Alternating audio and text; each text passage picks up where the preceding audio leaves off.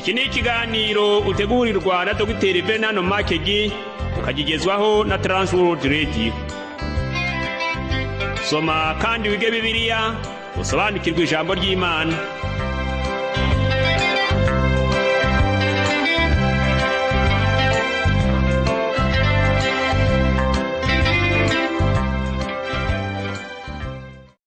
Uraho neza nshuti muvandimwe uteze amatwi ikiganiro tumenye Bibiliya, amahoro y'Imana n'abane nawe. Kaze muri iki kiganiro ugezwaho nanjye Parfait Ntambutsa. Ubwo duherukana ko bwibirebana n'ubutumwa bw'ibyiringiro ku cyiciro cya mbere cy'abayuda bafashwe bunyago. Uyu munsi ndakuganiriza ku gice cya 31 mu gitabo cy'umuhanuzi Yeremiya, aho muri iki gice hagarukamo ijambo ry'inzagi. Mbese byaba bishaka gusobanura iki? Gumana nanjye ndagaruka nyuma ya kano karirimbo ngo usobanura uburambuye. Ngaho rero ukomeze gufashwa mu izina rya Yesu. Samirana usemerera wamamaza inkuru nziza ni agakiza kabonekwa muri Yesu Kristo. Inkuru nziza ni agakiza kabonekwa muri Yesu Kristo. Samirana usemerera Samirana usemerera imani yakucyubahiro. Samirana usemerera imani yakucyubahiro.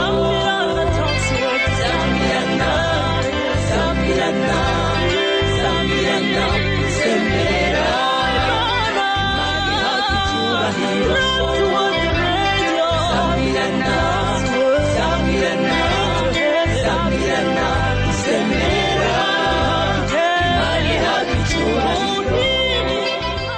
Urakoze kuguma hafi y'inyakiramajwi yawe wiyumvira ikiganiro tumenye Bibiliya. Reka nkumenyeshe ko twigiye mu gice cya 31 mu gitabo cy'umuhanuzi Yeremiya. Kuva ku gice cya 30 kugeza ku gice cya 33 cya Yeremiya tuhabona indirimbo y'umucyo kandi ihumuriza. Kugeza kuri ingingo Yeremiya yari akibwira abayuda ko Imana igiye kubahana, ariko ingingo twinjiyemo ivuga ibitandukanye n'ibyo Yeremiya yavugaga ubwa mbere. Uwitwa Hank Steinberg avuga ko uhereye muri Yeremiya igice cya 30 kugera mu gice cya 33 ngo ibi bice byose byitwa indirimbo y'intsinzi n'agakiza ka Isirayeli. Ibi bice byanditswe igihe ubuyuda bwari mu mwijima no mu mateka mabi. Sedekiya ni wabaye umwami wa nyuma w'ubuyuda, nkuko na Hoseya ari wabaye umwami wa nyuma w'ubwami bw'amajyaruguru bwa Isirayeli. Ariko birumvikana ko muri iki gihe ubwami bw'amajyaruguru bwa Isirayeli bwari bwaramaze gufatwa bunyago, kandi Nebukadinezari nawe yarahagaze ku marembo ya Yerusalemu ategereje kuharimbura no gusenya urusengero. Ibi byerekana ko ibyo abahanuzi b'ibinyoma bavugaga bitari ukuri nyine. Muri iki gihe hari hashize imyaka 7 Hananiya avuze ko ubwami bwa Babuloni buzasenyuka mu myaka 2, nyamara tubona ko Nebukadinezari yari agifite imbaraga kandi akiriho, yiteguye kubabaza cyane abayuda. Ubutumwa tugezemo bwa Yeremiya tubona ko bwaje buhumuriza. Mu gice cya 30 tubona Yeremiya avuga uburyo umunsi w'Uwiteka uzatangirana n'igihe cy'umubabaro ukomeye. Ku murongo wa 7 w'icyo gice Yeremiya yise uwo munsi ko ari igihe cy'umubabaro wa Yakobo. Nyuma y'iki gihe cy'umubabaro ukomeye Abisirayeli bazakizwa kandi basubizwe mu gihugu cyabo. Igice cya 31 muri Yeremiya nakise ngo ni igice cya nzayinzagihe, kuko muri icyo gice ijambo nza rivugwa inshuro 15 zose, kandi uwavugaga iryo jambo nta wundi ni Imana. Imana yakoresheje iri jambo nza inshuro 15 kugira ngo itumenyeshe ibyo izakora mu bihe biri imbere. Turasoma muri Yeremiya ibice 31 ku murongo wa 1, haravuga ngo Uwiteka aravuga ati, icyo gihe nzaba Imana y'imiryango ya Isirayeli yose, nabo bazaba ubwoko bwanyu. Ubuhanuzi dusomye ntabwo burasohora, kandi kugaruka kw'Abisirayeli mu gihugu cyabo ntabwo ari byo bizasobanura ko ubuhanuzi busohoye, kuko kugeza n'uyu munsi Abisirayeli bataragarukira Imana. Amakuru angeraho ahubwo nuko muri Isirayeli ya none ngo abakristo bakomeje gutotezwa no kwicwa bahorwa ubutumwa bwiza. Turi mu gihe abantu bavuga ko umuntu wese yemerewe gusenga icyo ashaka, ariko mu by'ukuri siko biri, kuko hariho ibihugu byinshi biriho bihohotera abakristo. Abisirayeli basuye mu gihugu cyabo ariko ntibigeze bagarukira Uwiteka.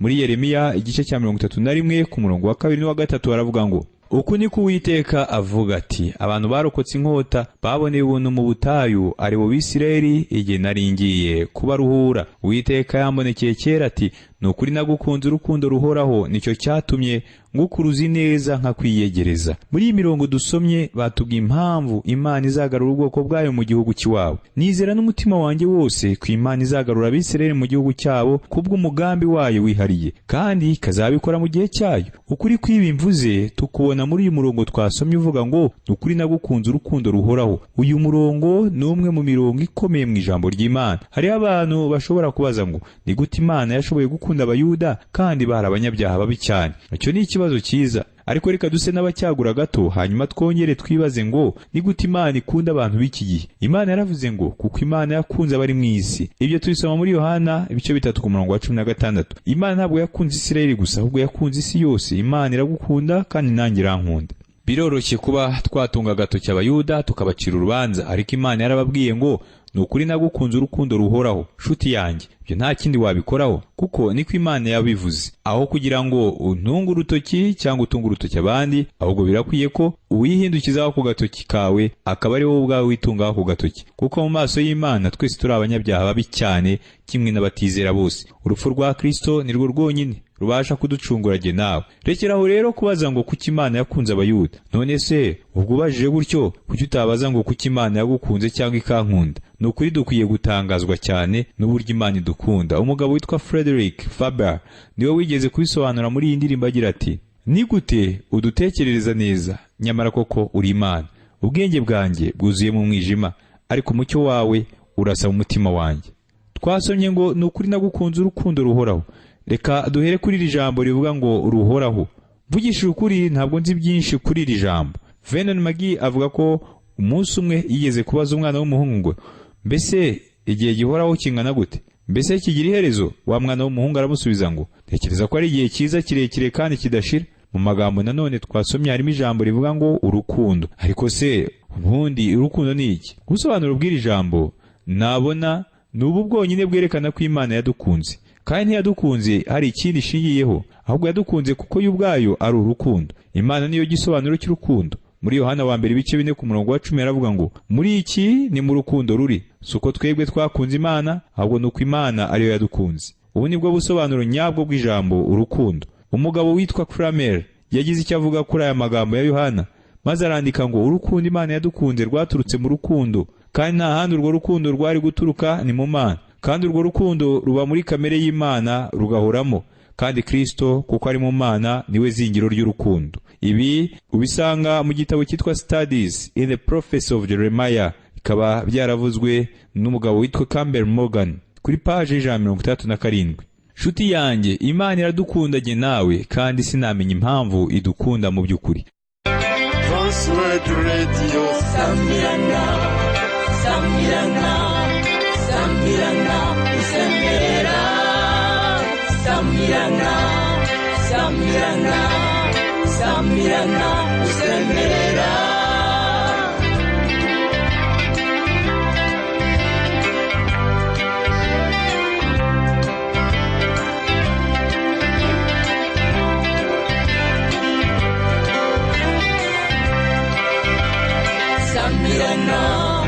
Samirana, Samirana, usemerera, Imana ihabwa icyubahiro. Samirana, Samirana, Samirana, usemerera, Imana ihabwa icyubahiro.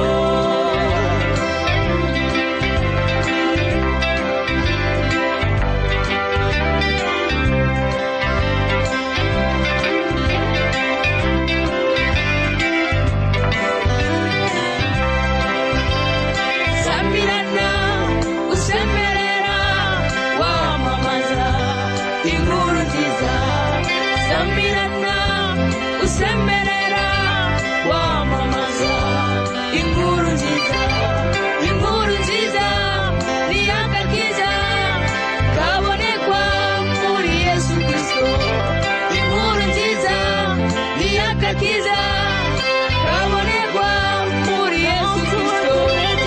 Samirana, Samirana, Samirana, usemerera.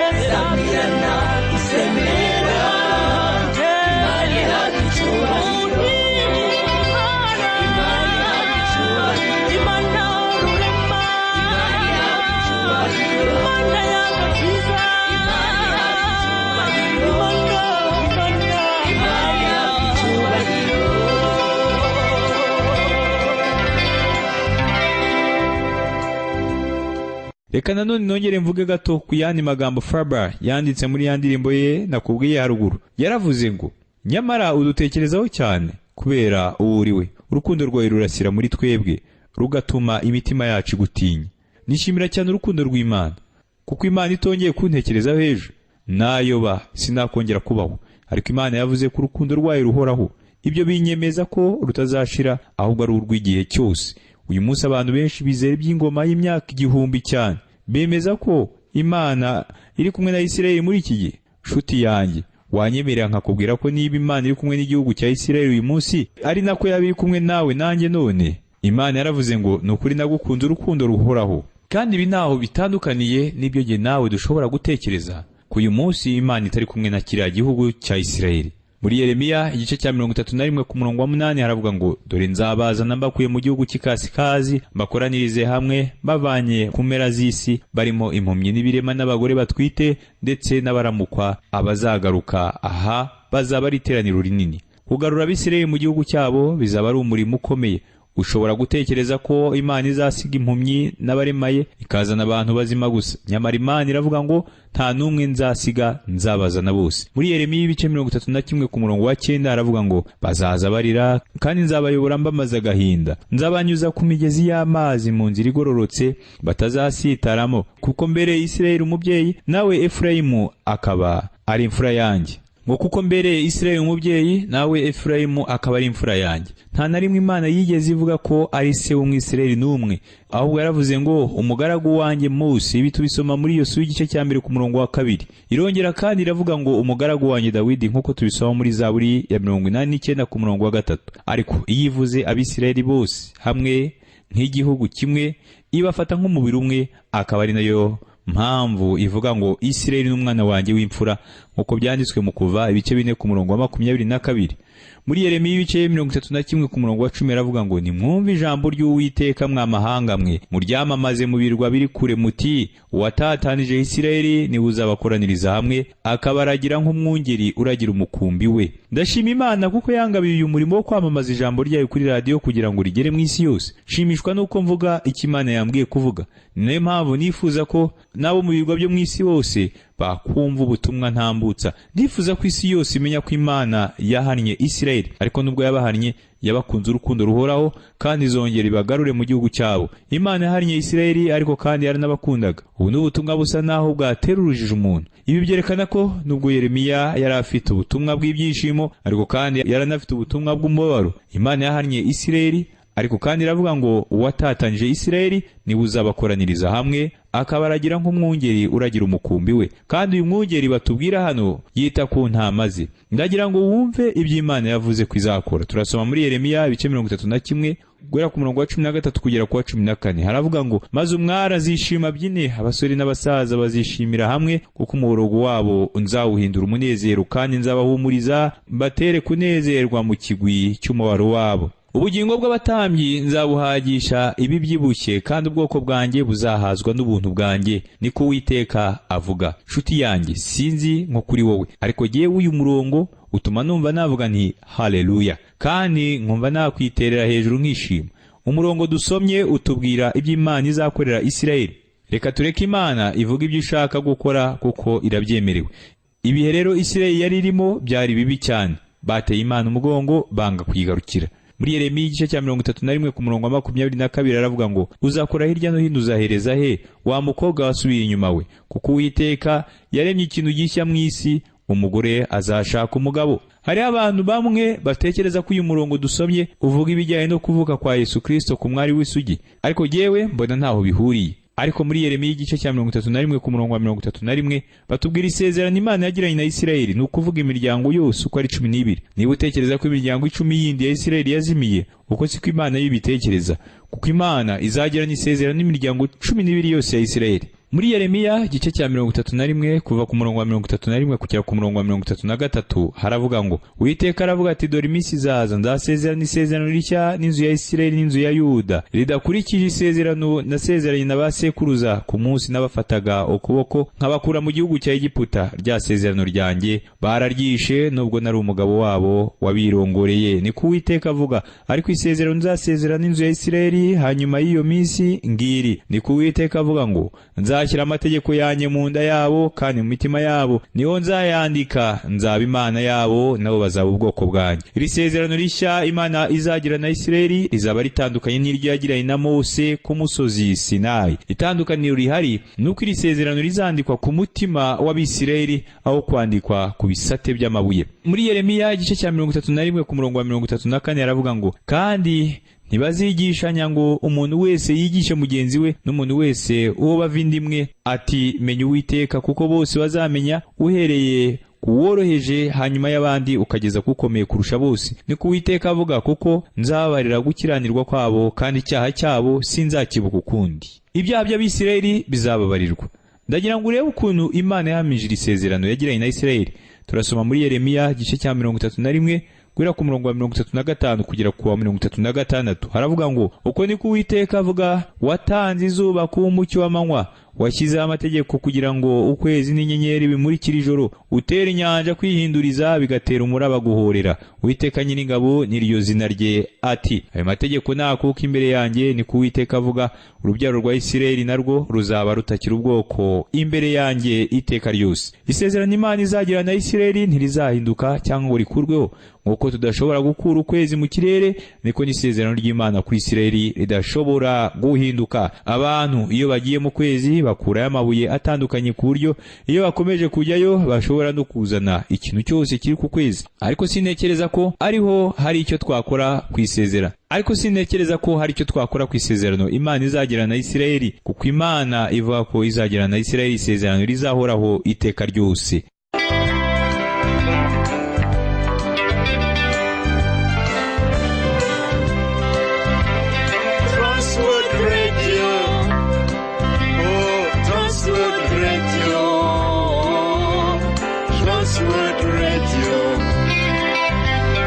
Transworld Radio Sambirana Sambirana Sambirana Sambirana Sambirana Sambirana Sambirana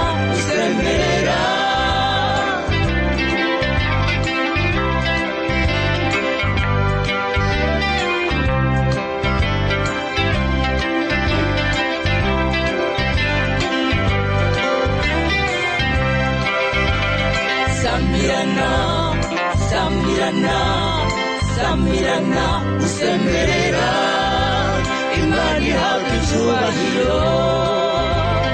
Sambirana, Sambirana, Sambirana, usemerera Imana ihabwa icyubahiro.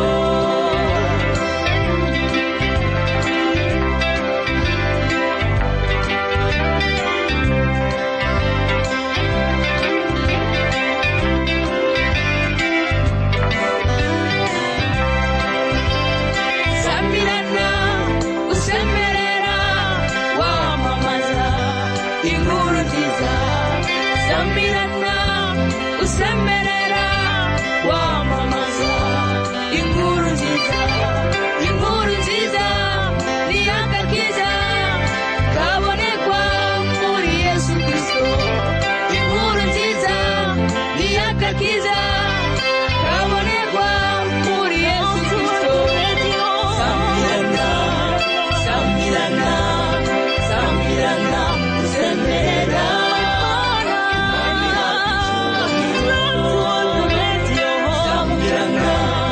Sambirana,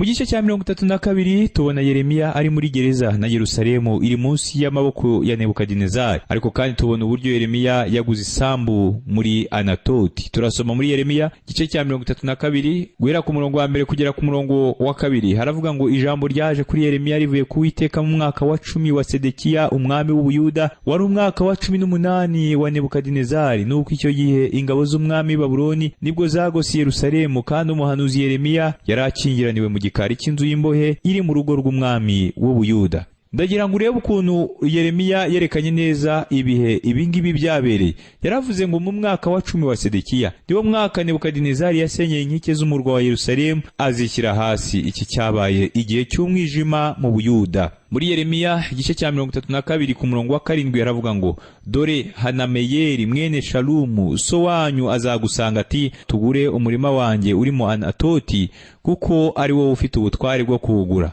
Uwiteka yabwiye Yeremiya ko ari byiza yuko yagura isambu kugira ngo izabe gakondo ya bene wabo harimo Hanameyeri. Muri Yeremiya ibice 32 ku murongo wa 9 aravuga ngo maze ngura wa murima uri muri Anatoti na Hanameyeri mwene data wacu mugereye ibiguzi shekeli 17 z'ifeza. Ku isaha y'umwijima yo mateka y'Ubuyuda Yeremiya yaguze isambu. Icyo cyari igihe abantu bariho bagurisha ubutaka cyane. Nekereza ko muri iki gihe abantu bari bahuze cyane mu kugurisha ubutaka, baba abari batuye Yerusalemu no mu nkengero zaho. None se kuki Yeremiya yaguze isambu muri iki gihe cy'amakuba? Kwari ukugira ngo yereke Abayuda ko yizera cyane iby'Imana yavuze kwizongera kubagarukana mu gihugu. Nukuri ibi ntabwo byari bisanzwe, ariko rero Yeremiya yari afite ikibazo cyasaga naho kimukomereye cyane gusubiza, kandi mu mirongo ikurikiraho tubona Yeremiya abaza Uwiteka iki kibazo mu buryo bw'isengesho. Turasoma muri Yeremiya ibice 32 guhera ku murongo wa 16 kugera ku wa 17. Bibiliya iravuga ngo nuko maze guha Baruki mwene Neriya urwandiko rw'ubuguzi, nasabye Uwiteka mvuga nti yewe mwami Uwiteka, dore ni wowe waremesheje ijuru n'isi, ububasha bwawe bukomeye n'ukuboko kwawe kurambuye, nta kintu na kimwe kikunanira. Ikibazo Yeremiya yari afite ntiyarashoboye kugisubiza, ariko ku Mana ntabwo cyari ikibazo gikomeye. Muri Yeremiya ibice 32 guhera ku murongo wa 18 kugera ku wa 23 tubona Yeremiya yerekana uburyo Uwiteka yarinze Isirayeli mu bihe bitandukanye, ariko kuri iyi nshuro byasaga naho Imana itakibashyizeho amaboko. Muri Yeremiya ibice 32 guhera ku murongo wa 24 kugera ku murongo wa 25 ijambo ry'Imana riravuga ngo dore ibirundo byo kuririraho, umenye ko bazanywe no guhindura umurwa, kandi umurwa ugabijwe abakarudaya bawuteye, kuko hatejwe inkota n'inzara n'icyorezo, kandi ibyo wavuze birasohoye, dore nawe urabiruzi. Kandi warambwiye mwami Uwiteka uti igurira uwo murima ifeza, kandi witorera abagabo, kandi umurwa utanzwe mu maboko y'abakarudaya. Yeremiya nta buryarya yagiraga, yiringiye Imana yaremye ijuru n'isi. Imana yitaye cyane kuri Isirayeli, ariko kuri iyi nshuro abakarudaya bari bahagaze hanze biteguye gufata umurwa Yerusalemu. Nyamara nanone Imana yari hibwira Yeremiya ngo agure isambu. Yeremiya yumviye Imana, ariko nanone ashaka kubaza Uwiteka ikibazo. Nshuti yanjye, nta kibazo kirimo mu kubaza ngo kuki. Niba ufite gushidikanya, baza Uwiteka nta kibazo rwose, kandi ibyo ni nabyo Imana ikeneye ko dukora. Si byiza kwigira indyarya ngo wigire nk'aho wemera Imana muri byose kandi hari ibyo utumva. Igihe Yeremiya yavugaga ko yiringira Uwiteka yararize cyane, kandi abaza Imana ngo kuki. Nshuti yanjye, biradukwiye ko tuba abanyakuri nka Yeremiya. Yeremiya yumviye Uwiteka, ariko kandi yemera ko afite gushidikanya, maze ibyo yashidikanyagaho abibaza Uwiteka mu isengesho. Tubona ko Imana yaje gusubiza isengesho rya Yeremiya nk'uko tubisoma muri Yeremiya ibice 32 guhera ku murongo wa 26 kugera ku wa 44. Muri Yeremiya igice cya 32 guhera ku murongo wa 26 kugera ku wa 27 yaravuga ngo maze ijambo ry'Uwiteka riza kuri Yeremiya riti dore ndi Uwiteka Imana y'ibifite imibiri byose, mbese hariho ikinanira? Uwiteka yasobanuriye Yeremiya buri kimwe cyose kugeza aho Yeremiya atongeye gushidikanya. Muri Yeremiya igice cya 32 guhera ku murongo wa 36 kugera ku wa 40 haravuga ngo nicyo gituma noneho Uwiteka Imana ya Isirayeli ivuga iby'uyu murwa, uwo muvuga ngo ushyirishijwe mu maboko y'umwami w'Ibabuloni inkota n'inzara n'icyorezo iti dore ngiye kubakoraniriza hamwe mbakuye mu bihugu byose aho nari narabatatanirije mbitewe n'uburakari bwanjye n'umujinya wanjye ndetse n'umujinya ukaze, kandi nzabagarura ino mpabatuza amahoro. Nabo bazaba ubwoko bwanjye, kandi nanjye nzaba Imana yabo. Nzabaha imitima ihuje n'inzira imwe, babone kunyubaha iteka ryose, kugira ngo bibabere ibyiza bo n'abana babo bazabakurikira. kandi nzasezerana nabo isezerano rihoraho yuko ari ntabwo nzabata ngo ndeke kubagirira neza, nzabatera kunyubaha mu mitima yabo kugira ngo batanyimura. Imana yagombaga gucungura umurwa wayo mu maboko y'abakarudaya, kandi mu gihe gikwiye niko yabigenje. Muri Yeremiya ibice 32 ku murongo wa 41 n'uwa 42 aravuga ngo, nukuri nzanezezwa no kubagirira neza, rwose nzabatera bamere muri iki gihugu bishyizeho umutima wanjye wose n'ubugingo bwanjye bwose. Uku niko Uwiteka avuga ati, nkuko nateje ubu bwoko ibyo byago bikomeye byose, niko nzabasohoreza ibyiza nabasezeraniye byose. Noneho tubona ko Yehova yaje gucungura Ubuyuda, no mu gihe kiri imbere azabacungura kubw'imbabazi ze, kandi uko niko yabasezeranyije. Nshuti yanjye, igihe cyose tugiye imbere y'Imana, ni byiza ko twajya tuyibwira uko twiyumva, kuko aribwo nayo izadukomereza imitima nk'uko yabikoreye Yeremiya. Nshuti yanjye, Imana ikeneye kuyisanga. Ubuyuda bwari mu gihe cy'umwijima, ariko Imana yemerera Yeremiya kureba mu itiyo ry'ibihe, abona muri uwo mwijima hatamurutse umucyo. Muri Yeremiya 33 tubona ko Imana yongeye guhamya isezerano yagiranye na Dawidi. Hari igihe kizagera rero Imana ikagarura Abisirayeli mu gihugu cyabo, kandi icyo gihe Isirayeli izagirana n'Imana ubusabane budasanzwe. Reka dusenge. Mana, ndagushimiye kuko muri Kristo ariho honyine hari ibyiringiro, kandi ibyiringiro bikiza. Shoboza uwaba amaze gucika intege wese kumenya uwo mwana w'Imana wamukunze akamupfira, maze guhera none ubuzima bwe bugire ubusobanuro, agira ibyiringiro byo kuzabaho hanyuma y'urupfu. Ni mu izina rya Yesu Kristo umwami wacu, amen. Nshuti yanjye, ndagushimiye ko wantije ugutwi mu kiganiro cy'uyu munsi. Reka nongere nkurarikire kuzaba nanjye ubutaha. Ubwo nzagaruka nzakubwira uko Yeremiya yahanuye uburyo Sedekiya yagombaga gufatwa bunyago. Ngaho rero amahoro n'umugisha biva ku Mana Data n'umwana wayo Yesu Kristo n'umwuka wera bibane nawe.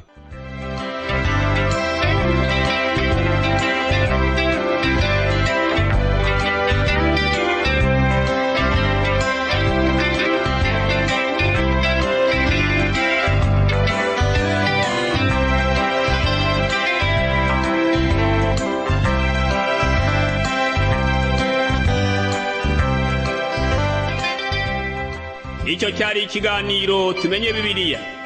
Niba wifuza kugira icyo ubaza, kudutera inkunga cyangwa kuduha ubuhamya, ushobora guhamagara cyangwa kohereza ubutumwa bugufiya kuri telefoni igendanwa. Inomero ni 07 81 27 90 18. Ushobora kandi kutwandikira kuri page yacu ya Facebook yitwa Tumenye Bibiliya, cyangwa kuri email yitwa umucyo.fm@yahoo.fm. Iki kiganiro kandi ushobora kucyumva ku rubuga rwacu rwa interineti arirwo